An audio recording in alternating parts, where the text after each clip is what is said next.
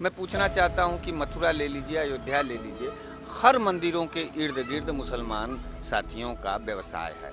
तो क्या वहां से भगवान पलायन कर गए कि हैं? अगर आसिफ अमरूद बेच रहा है, आम बेच रहा है, तो क्या वो गोश्त हो जाएगा? जो भी अधिकारी के कलम से ये ऑर्डर आया है, पहले उसकी ये जांच होनी चाहिए कि क्या वो या उसके परिवार का कोई सदस्य आरएसएस में कोई बड़ा पदाधिकारी तो नहीं है, कि आईएसआई का कहीं एजेंट ना हो वो पुलिस अधिकारी, और वो इस प्रदेश में जो उपचुनाव होने वाले हैं उस दौरान में आईएसआई के इशारे पर कहीं दंगा और हिंसा न करे। हर कांवड़िया भाजपाई नहीं है। तो मैं अपने मुसलमान साथियों से भी कहना चाहता हूँ कि वो अपना पेशेंस बनाए रखें, अपना धैर्य बनाए रखें। उत्तर प्रदेश के मुजफ्फरनगर में प्रशासन ने एक ऐसा आदेश लागू किया है जिसको लोग जान सुनकर पढ़कर जान रहे हैं कि जो है पहले हिटलर के ज़माने में जब बाईकाट किसी का करना होता था तो उसकी दुकान के आगे उसका नाम डिस्प्ले कर दिया जाता था। हम आपको बता दें कि मुजफ्फरनगर पुलिस ने ऑर्डर दिया है, 22 जुलाई से कांवड़ यात्रा शुरू होने वाली है। वहाँ पे जितने भी दुकानदार हैं, चाहे ठेले वाले हों चाहे ढाबे वाले हों, सबको अपनी दुकान के आगे अपने नाम का डिस्प्ले करना है, यानी उसको अपनी धर्म की पहचान बतानी कि किस धर्म से है, ताकि कांवड़ी जब आए तो वो जान सके कि किससे ख़रीदना है किससे नहीं ख़रीदना है। इसको लेकर जो है पूरे देश में घमासान मच गई। जहाँ एक तरफ जावेद अख्तर, असदुद्दीन ओवैसी, महुआ मोइत्रा, तमाम लोगों ने ट्वीट किया और इसका पूरी तरह से बाइकाट किया है। बनारस में इस वक्त मौजूद है बनारस वाले मिश्रा जी हमारे साथ हैं, उनसे हम बातचीत करेंगे कि इस फैसलों को लेकर वो क्या सोचते हैं और इस तरह का फैसला कितना सही कितना गलत है। बहुत बहुत स्वागत है मिश्रा जी। बहुत बहुत धन्यवाद। क्या कहेंगे जब आपने ये सुना कि इस तरह की खबर मुजफ्फरनगर यूपी से आ रही है कि अपने दुकान के आगे आपको अपने नाम का डिस्प्ले लगाना है ताकि आप पता चल सके किस धर्म से आप हैं?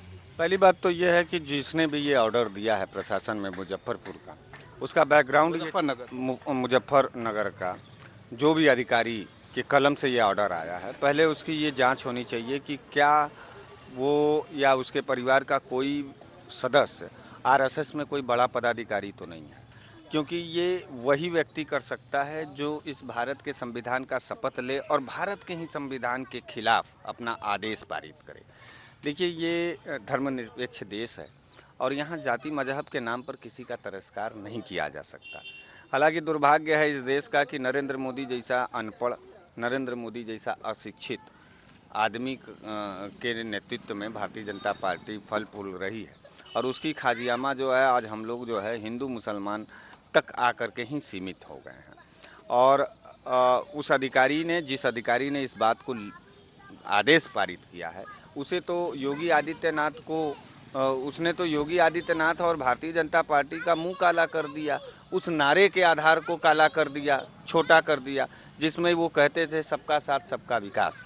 हम कहते हैं कि आशीष नाम का कोई हिंदू अगर कांवड़िया लेके जा रहा है और आसिफ नाम का कोई व्यक्ति उसे ठंडा पानी पिला रहा है अपने श्रद्धा से, अपने अनुसार से, अपने व्यवहार से, तो क्या वो कांवड़ यात्रा कलंकित हो जाएगा?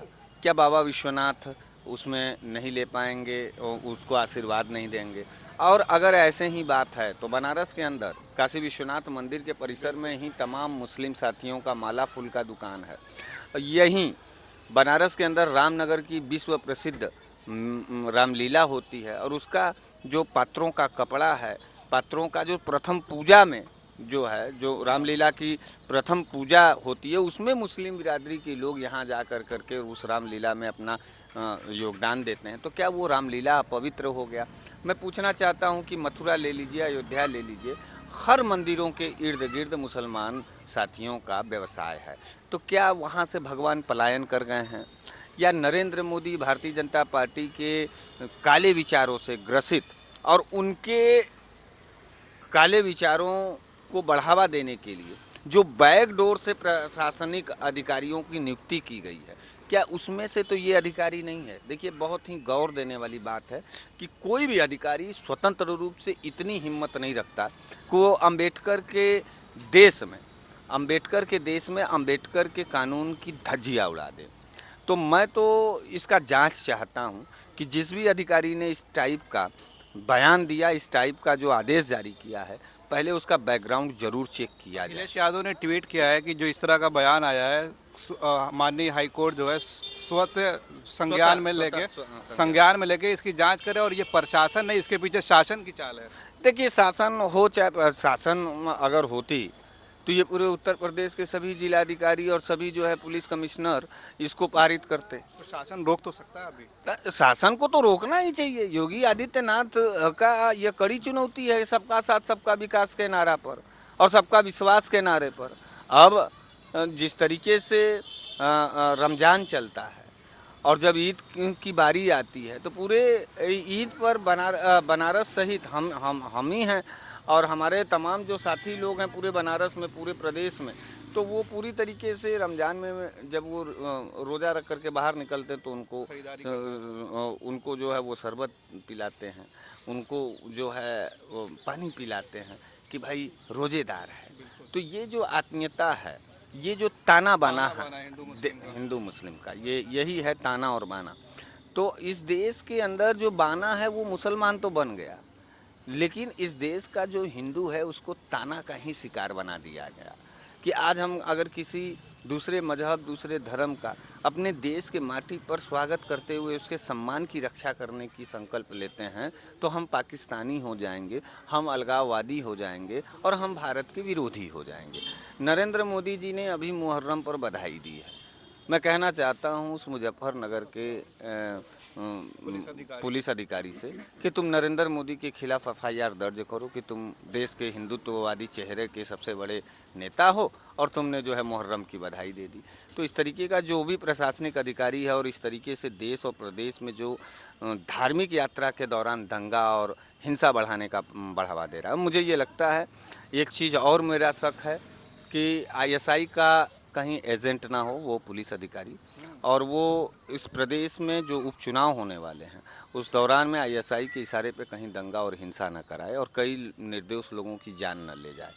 तो अधिकारी अगर इस तरीके का प्रयास कर रहा है तो सबसे पहले उसको सस्पेंड करना चाहिए और स्वतः संज्ञान जो अखिलेश यादव जी ने कहा है कि माननीय उच्चतम न्यायालय स्वतः संज्ञान ले इस मामले को और प्रदेश के अंदर बढ़ती हुई हिंसा और बढ़ती हुई नफरत के खिलाफ एक कठोर कदम उठावे, तो मैं उनका समर्थन करता हूँ। दूसरी ओर मिश्रा जी जो है असदुद्दीन ओवैसी एमआईएम के प्रमुख और जावेद अख्तर जो बड़े फिल्मी लेखक रहे हैं, उन्होंने ट्वीट किया कि इसकी तुलना की है कि जो जर्मनी में नाजियों के ज़माने में हुआ करता था वो काम यहाँ पे दोहराया जा रहा है, तुलना कर रहे हैं। देखिए एक बात हम बताएं, हम जहाँ तक पढ़े इतिहास को, हिस्ट्री को हमने पढ़ा है और सबसे ज़्यादा हमने मनोविज्ञान को पढ़ा है। तो राजनीतिक शास्त्र के साथ साथ अगर आप मनोविज्ञान शास्त्र को पढ़ेंगे और इसका कॉम्बिनेशन जब आप करेंगे तो आप बेहतरीन पॉलिटिशियन के रूप में जाएंगे। तो मुझे ये लगता है कि जो मानसिक रूप से कुरूप होता है, जो मानसिक रूप से क्रूर होता है, जो मानसिक रूप से बहुत ही नीच किस्म का आदमी होता है, वही नाजी व्यवस्था को स्वीकार करता है, वही नाजी व्यवस्था को एक्सेप्ट करता है। और जो बुद्धिहीन है, जिनके पास बुद्धि की बड़ी कमी है, जिनके पास विजन की कमी है, जिनके पास सरकार बनाने के बावजूद भी सरकार में रह कर के प्रदेशवासियों का, देशवासियों का भला न करने का कोई तस्वीर नहीं होता है, वही नाजीवादी व्यवस्था का शिकार होता है। और नाजीवादी व्यवस्था कैंसर का रूप होता है। आखिर नाजियों के उसी क्रूरता के आधार पर उस देश की क्या गति हुई थी और उसके प्रमुख नेता की गति क्या हुई थी आप जानते हैं? उल्टा टांग करके जनता ने 20 चौराहे पर उल्टा टांग करके जनता ने चप्पल चप्पल मारते हुए जान ले ली थी नाजियों का।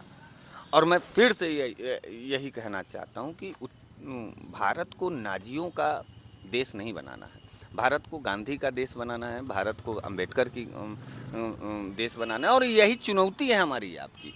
तो मैं बिना कोई लाग लपेट के उस अधिकारी के सस्पेंड मतलब उस अधिकारी का सीधे निष्कासन चाहता हूं और उस अधिकारी का बैकग्राउंड ज़रूर चेक हो और उसकी आईएएस उसकी पोस्टिंग कैसे हुई, वो क्या पढ़ लिख करके एग्ज़ाम दे करके पोस्टेड हुआ है, वो किस सन में हुआ है। और मेरा ये दावा है, मैं आज इस बात को कह देना चाहता हूँ, मेरा ये दावा है कि वो सन 2018 के बाद ही वो अधिकारी पोस्टेड हुआ होगा और प्रशासनिक स्तर में आया, क्योंकि भारतीय जनता पार्टी पिछले 10 सालों में इस बात को ये की है कि जो आरएसएस के लोग हैं, जो भारतीय जनता पार्टी के लोग हैं, उनके घरों के लोगों को बाहर निकालती है और बिना एग्ज़ाम दिलवाए बैक डोर से उनको पुलिस विभाग में ले जा करके भर्ती कराती है, क्योंकि वो आरएसएस के एजेंडे को चला सकें, वो भारतीय जनता पार्टी के एजेंडे को चला सकें। तो यही पूरा कहानी। आखिरी सवाल मिश्रा जी कुछ रहेगा। महुआ मोइत्रा जो सांसद हैं टीएमसी की, उन्होंने भी ट्वीट किया है कि जिस तरह का ये फैसला है, क्या अगर कोई कांवड़ी जो बीमार हो जाएगा तो वो जाकर देखेगा कि मुसलमान डॉक्टर है या हिंदू डॉक्टर है, मुसलमान होगा तो उसे इलाज नहीं लगा। दूसरी तरफ कांग्रेस ने भी ट्वीट किया है कि अगर आसिफ अमरूद बेच रहा है, आम बेच रहा है, तो क्या वो गोश्त तो हो जाएगा। तो नहीं, ये तो पूरी तरीके से ध्वस्त करने की माने पूरे भारतीय प्रणाली को, भारतीय परंपरा को, भारतीय संस्कृति को पूरी तरीके से ध्वस्त करने की एक बड़ी साजिश है। और योगी आदित्यनाथ और भारतीय जनता पार्टी जब जब डिफीट खाती है तब तब वो धर्म और मजहब का आड़े लेती है। मैं साफ साफ सीधे तौर पर ये कहना चाहता हूँ कि इस देश के अंदर सभी लोगों का योगदान रहा है, और मैं तो जब इस तरीके का प्रशासनिक अधिकारी बयान दे रहा है तो मैं तो अपने मुसलमान वो साथी, लागू भी हो गया। हाँ लागू हो गया है, तो मैं अपने मुसलमान साथियों से भी कहना चाहता हूँ कि वो अपना पैसेंस बनाए रखें, अपना धैर्य बनाए रखें। ज़रूरी नहीं है, और हर कांवड़िया भाजपाई नहीं होता। आप भी कांवड़ यात्रा में जा चुके मैं भी कांवड़िया में जाता हूँ, और मैं कभी भी दुकान, रंग, आखिर इस देश की साख कहाँ बचती है जहाँ नस्ल भेद ना हो, जहाँ जाति भेद ना हो, जहाँ धर्म भेद ना हो, जहाँ रंग भेद ना हो। हम नफ़रत की इस पूरी दुनिया में हमको जलती हुई भट्टी के बीच में ज़बरदस्ती झोंका जा रहा है। इसलिए झोंका जा रहा है, वो अधिकारी जो जिसने ये बयान दिया है, वो नीट पर पेपर लीक मामले में क्यों नहीं स्वतः संज्ञान ले करके भाजपा के लोगों के ऊपर मुकदमा किया। वह मुजफ्फरनगर वाला जो भी अधिकारी रहा है, वो महंगाई के खिलाफ क्यों नहीं, जमाखोरों के खिलाफ क्यों नहीं काम किया। लेकिन उसको ये मालूम था कि कांवड़ यात्रा जब आएगा तो हिंदू मुसलमान का खेल खेला जा सकता है और मुजफ्फरनगर को जलाया जा सकता चुनाव भी है। है, और उपचुनाव भी है वहाँ पर। तो ये जितना करेंगे वो इतने बर्बाद होते चले जाएंगे, कोई बचा नहीं पाएगा। ये निस्तनाबूत होने का, भारतीय जनता पार्टी को निस्तनाबूत करने में उस पुलिस अधिकारी का सबसे ज़्यादा योगदान रहा है, और वो बर्बाद करके ही जाएंगे इस देश को, हम जानते हैं इस बात को। चलिए, बहुत बहुत शुक्रिया मिश्रा जी। जैसा कि आपने सुना कि मुजफ्फरनगर प्रकरण पर हम बातचीत कर रहे थे, और आम जनता ने भी जब इस फैसले को सुना तो हम सोशल मीडिया पर बराबर देख रहे हैं कि जनता भी इससे खुश नहीं है कि जिस तरह से हिंदू मुसलमान को बांटा जा रहा है। अपने नाम का डिस्प्ले लगाइए दुकान पर। आपको क्या लगता है, आप भी कमेंट करके ज़रूर बताएं। और बाकी खबर कैसी लगी, मिश्रा जी को आप बराबर सुनते रहते हैं, उनके लिए भी कमेंट ज़रूर करिए। आप देख रहे थे खोज खबरिया बनारस से, मैं उबैद, बहुत बहुत शुक्रिया।